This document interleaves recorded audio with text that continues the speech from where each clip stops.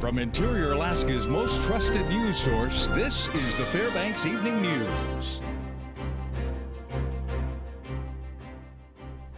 Good evening and thank you for joining us. Our top story this evening, the Valdez end of the Richardson Highway between mileposts 12 and 64 is still closed because of avalanches that occurred Friday and Saturday.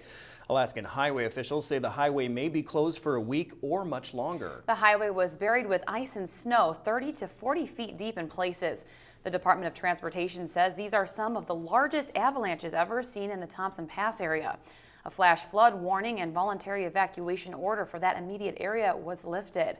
No injuries or major damage have been reported, but officials say the highway could be in rough shape when the clearing begins. So right now we're actually waiting for the water to recede in the canyon that the avalanche occurred in.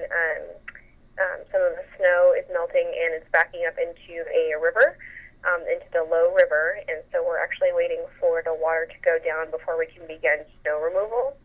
So it's really important that people understand that the avalanche gates at mileposts 12 and 42 are closed for a reason, for everyone's safety. We want to remind the traveling public to stay out of the avalanche gates. Fairbanks Police Department has identified the man killed in a single-car accident that occurred late Saturday evening as 47-year-old Anchorage resident Troy Robbins. Now, the accident happened near mile 360 northbound on the Richardson Highway around 11 p.m.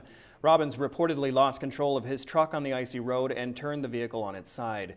Robbins was not wearing his seatbelt and his head became lodged under the truck. Police were on scene a few yards up as another vehicle had lost control and witnessed the accident. They were able to break out the window of the truck immediately to check for pulse and were ultimately unable to find one. Now the next of kin have been notified. Very slick. The temperatures have begun to drop after being pretty warm for the last few days, and the moisture in the air combined with the moisture on the roadway and on the surface of the ground is converted back into ice and it's now getting polished. The roads have gotten very slick probably within the last 2-3 hours. We've had several either VIDs on this section of roadway or other motor vehicle collisions. We've got several personnel between EMS and police out here investigating. We don't want anybody else to be involved in this type of serious incident tonight. Alaska State Troopers have arrested a man in connection with multiple burglaries, theft, and fleeing from authorities. 36-year-old Brandon Barron of Fairbanks was arrested last week after a traffic stop by troopers. A warrant was issued for his arrest earlier this month after Barron allegedly stole gas from a parked car. He then fled the scene and later forced entry into another home where he stole multiple items, including firearms and a snow machine. Barron was arraigned in Fairbanks District Court January 24th. A hearing for his case is set for February 3rd. This is a case where certainly we put in a great effort into finding the man when we had the initial report, but there are times where we aren't able to get them right away. Follow-up investigation gave us good information and we were able to identify the person, and through good traffic enforcement is really how this guy was contacted. A lot of times we make a lot of big cases through traffic stops, whether it's intercepting drugs being trafficked in Alaska or coming into contact with people that have very serious charges against them. A North Pole man charged with multiple counts of felony assault has been arraigned in Fairbanks District Court. 33-year-old Sean White was arraigned today after being charged with 3 counts of assault in the second degree and 2 misdemeanor assault charges. According to court documents, White, a military member, assaulted a woman he lived with early Sunday morning. Troopers said White assaulted her multiple times, strangling her with intent to cause serious injury. The victim in court today asked for leniency, but the judge and prosecutor disagreed, stating the charges were serious. A hearing for the case is set for February 6th. The allegations are serious. In fact, the course of conduct could merit bumping it up to an attempted murder. Try to strangle somebody 3 times. But he's never done anything. And I understand that you'd like to post the bail and have contact, but I'm not comfortable with that given these allegations. Don't believe it's appropriate for you to have contact at this time. All right, well, Mike Schultz is joining us for our first look at this unseasonably warm but awesome weather. Mike. You guys are right. It's definitely unseasonably warmer than it should be, but it's starting to cool down a little bit. Very nice across the interior today. Lots of sunshine, and right now temperatures look like this across the interior. As you can see, 20 degrees at Delta Junction, 16 for Fort Wainwright, Fairbanks, and North Pole. Allison Air Force Base a little warmer at 17, but Nenana is still pretty warm, 38 degrees. A little wind helping to bring the warmer temperatures in there. Denali Park at 18 degrees. Now the weather is going to really be wild in the lower 48. In fact, would you believe snow in Pensacola, Florida? We'll tell you all about it with all the weather later on. Daryl, Stephanie? Snow in Florida? That's crazy. I just can't take it. All right. When we come back, an elderly Fairbanks woman is the target of a scam. Also, we look at another organization in the United Way of the Tanana Valley. Stay with us. And welcome back. Alaska State Troopers say that an elderly Fairbanks woman was the victim of an attempted scam. According to troopers, the woman was contacted by two men who told her she won $5,000 with the American Awards based out of Las Vegas. The only catch was she had to meet them alone at a location to give them a $250 money pack from Walmart in exchange for the money on her credit card. A credit card company confirmed that these types of credits do not occur. The woman was not only able to save herself from being a victim of a scam, but she also came forward with the information so that others could avoid victimization as well. And while this incident was reported out of the Fairbanks area, Alaska State Troopers advise all Alaskans to be leery of these types of interactions with strangers. The National Science Foundation has awarded a very large grant to further the use of unmanned aerial vehicles in Alaska, but you will never guess who they're funding. Low-income high school students from Shishmaref, Nikiski, Bethel, and Seward are part of an experimental project to spark a larger interest in math and science. The students will use drones to map geologic and man-made features in their villages. They will also learn about emerging careers with UAV technology. The $750,000 grant will be managed by the Upward Bound program at the University of Alaska Fairbanks. It's an enhancement to the Upward Bound program, so it helps us in the summertime. We have a 6-week intensive camp for the students where we work on math and science. This adds an exciting element to it, something unique and fun for the students. So instead of just getting up in the morning and working on math or math class, this is something that they can look forward to. We now continue with our series on the agencies of the United Way. Tonight, the News Center's own Mike Schultz puts the spotlight on the Farthest North Girl Scout Council. The National Girl Scouts were formed in 1912 when 18 girls in Savannah, Georgia gathered for a local meeting. The Farthest North Girl Scout Council in Fairbanks dates back to the 1950s. For 18 years, Sue Ellen Nellis has grown with the Girl Scouts to become their executive director. I asked her what kind of impact the United Way of the Tanana Valley has had on her agency. It is a big part of our budget. The best part about it is it's undesignated funds. So the United Way really trusts the member agencies to use the money in the very best way that they know how to use it. What is Sue Ellen most proud of for her agency in the Farthest North? Probably the thing that gives me the most pride in doing this job here and being with the Girl Scouts is watching the development of girls over time. They can join our organization as young as 5 years old when they're in kindergarten, and a lot of them do stay with us all the way through high school, earning their Gold Award. And to watch that development, see them bloom into the community leaders that I know they're going to be, just gives us all of the staff here, and our board of directors, just a sense of pride that we're helping our community. Over her years with the Girl Scouts, what does she feel is her most rewarding or fulfilling moment? You know, I really love what I do for the Girl Scouts. I love coming into work every day. I hardly consider it a job. It's just fun to be here, fun to be around the girls and our volunteers, our staff, our board of directors. It's a really community feeling here at the Girl Scouts. The United Way campaign is just about over, but there is still time to donate. And remember, all donations stay within the community. Mike Schultz, News Center 11.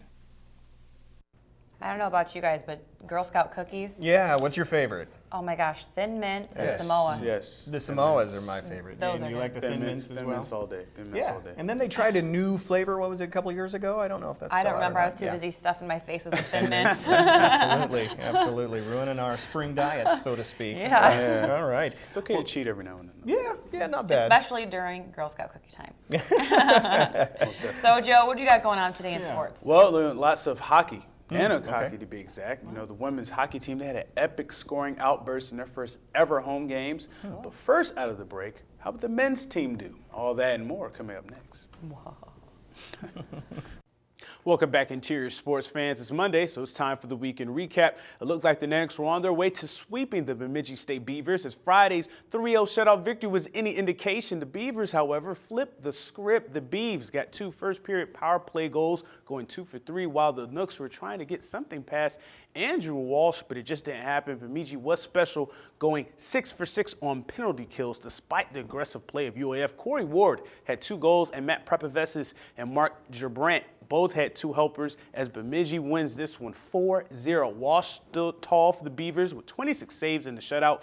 Bemidji still holds 5th place with an 8-8-4 record, while UAF is next to last with a 7-11-2 record in the WCHA. The Nanniks will host Alabama Huntsville this weekend.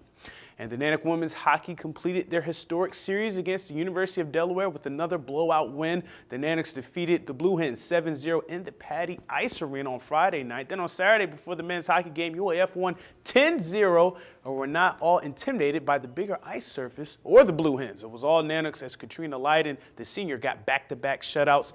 Bailey Brewer had 5 assists, and Kayla Weeda had a hat trick after leading just 1-0 after the first. The Nannicks scored 3 times in 27 seconds in the second period to highlight their sweep in the first ever women's college hockey games in the state of Alaska. I think it was great. It was so awesome to have our whole town, or most of our town, come see us. We've never really had a fan club, and it was great. It gave us a lot of energy and made us play our best game.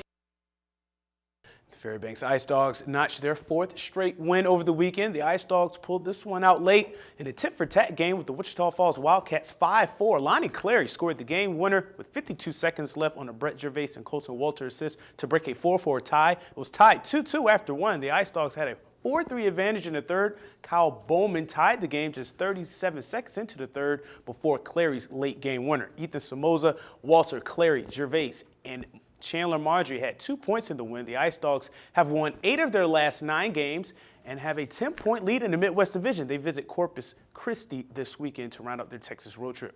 And things aren't going so well for the Nanack women's basketball team. After Saturday's 92-80 loss to Western Washington, the Nannicks are on a 4-game skid. The Vikings got in transition, outscoring UAF 22-3 on the break.